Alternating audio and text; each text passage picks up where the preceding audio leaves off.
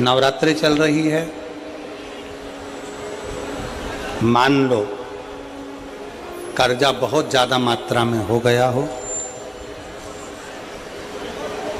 Peak अच्छी नहीं आई हो, फसल अच्छी नहीं आई हो, बहुत टेंशन की जिंदगी अगर चल रही हो, बहुत चिंता ग्रसित कर रखी हो और ऐसा लग रहा है कि पैसे की आवक कहीं से नहीं है और टेंशन बढ़ता जा रहा है, तो ये नवरात्रे जब पूर्ण हो तो दशमी जब तिथि आए, 9 दिन पूरे होने के बाद जब दसवीं तिथि आए, दसवीं दशहरा, चैत्र का जो दशहरा, नवरात्रे पूर्ण होने के बाद में जो दशमी तिथि आए,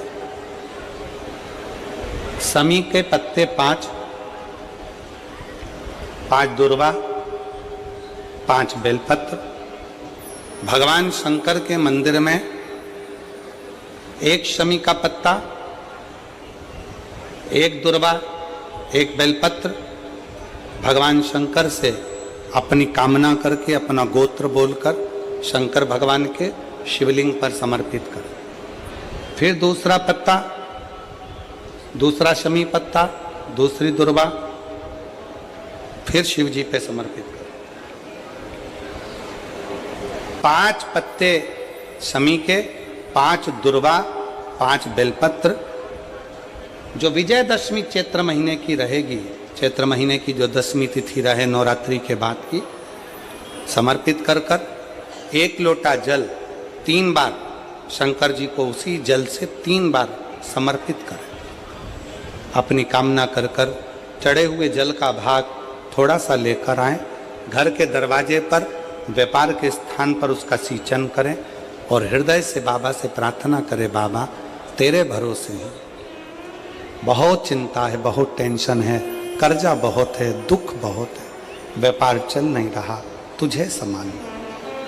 हमारा विश्वास कहता है 3 महीने के अंदर जहाँ भी कथा होगी वहाँ आपका खुद का पत्र आकर आप लिखकर भेजोगे कि मेरे बाबा ने मेरा हाथ पकड़ लिया, मेरे शिव ने साथ दिया।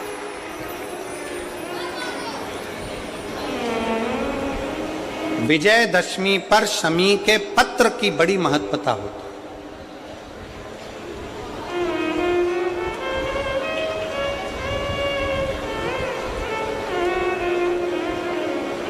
और नवरात्रे के बाद में जो विजयदशमी आती है, उस दशमी की बड़ी महत्वता होती है। धन की कामना के लिए, कार्य सिद्धता के लिए, भगवान शिव की अविरल भक्ति को प्राप्त करने के लिए शमी पत्र मूल होता है, मूल।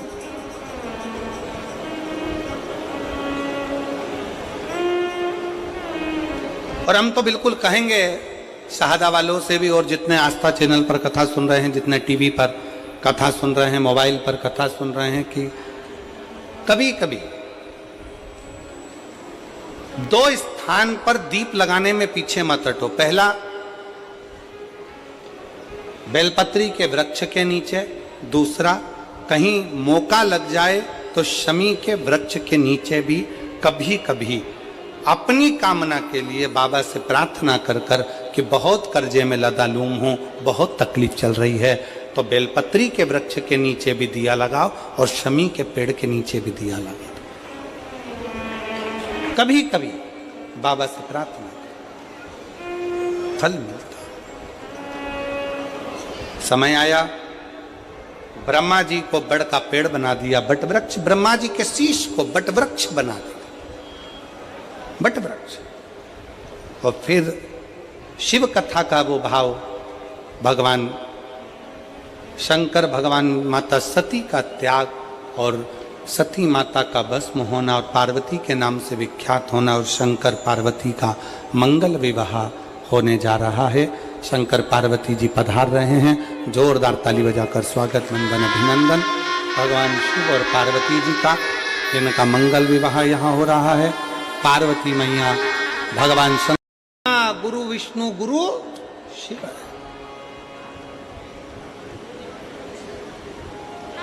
अब कहने वाले ने तो लिख दिया, इसको समझने वाला कैसे समझेगा? तो कहा 6 चीजें शिव महापुराण की कथा में पहुंचने पर गुरु के मुख से शंकर का गुणगान श्रवण करने पर 6 चीजें समाप्त हो जाती है। पहले नंबर पर शंका।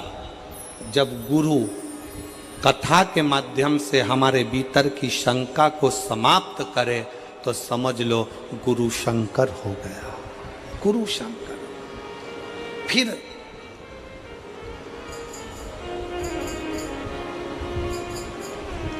गुरु शिव महापुराण की कथा के माध्यम से आपके भीतर के मोह को भंग करे तो समझ लो कि गुरु मोहन हो गया,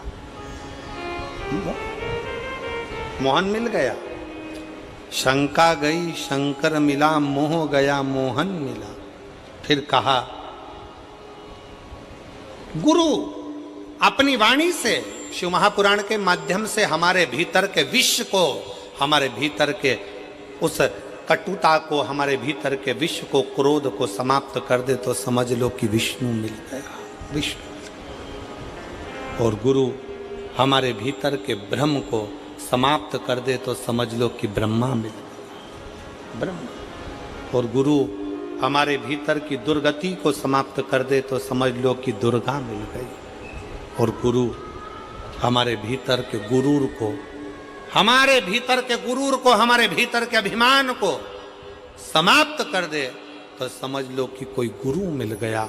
इसलिए शिव महापुराण की कथा में इन 6 चीजों को वर्णन करते हुए कहा, शिव महापुराण की कथा में बैठने पर आपके भीतर की शंका, आपके भीतर का मोह, आपके भीतर का विष, आपके भीतर का भ्रम, आपके भीतर की दुर्गति, आपके भीतर का गुरूर, अहंकार समाप्त हो रहा है तो समझ लेना कि आपके भीतर शिव का निवास होते चले जा रहा है और शंकर आपके हृदय में विराजमान होते चले जा रहे हैं। शिव बैठना।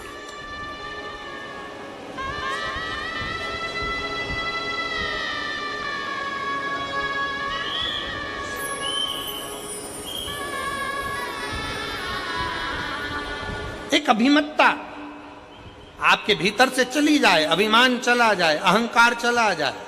आज कितनी खुशी की बात है, यहाँ पर जितनी मेरी जीजियाँ बैठी हैं, मैं सोफे वालों की तो बात नहीं कर रहा हूँ, मैं तो यहाँ जो ज़मीन पर जो लोग बैठे हैं मैं इनकी बात कर रहा हूँ।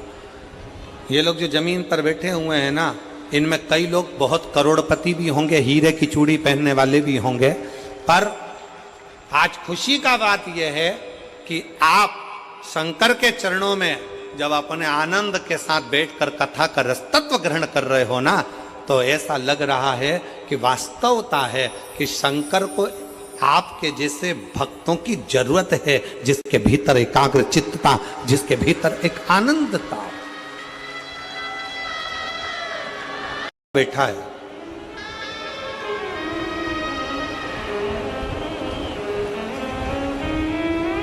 मनीष ईश्वर मालिश टेम्भा 14 साल का बच्चा, कहीं बैठा हो तो बेटा खड़े हो सकते हो। मनीष ईश्वर मालिश टेम्भा सारंग खेड़ा का है, 14 साल का बच्चा, 14 साल, जिसको 2022 में कैंसर हो गया था और डॉक्टर ने उस 14 साल के बच्चे को घर भेज दिया था कि ये 5 महीने से ज़्यादा नहीं रह सकता। 14 वर्ष।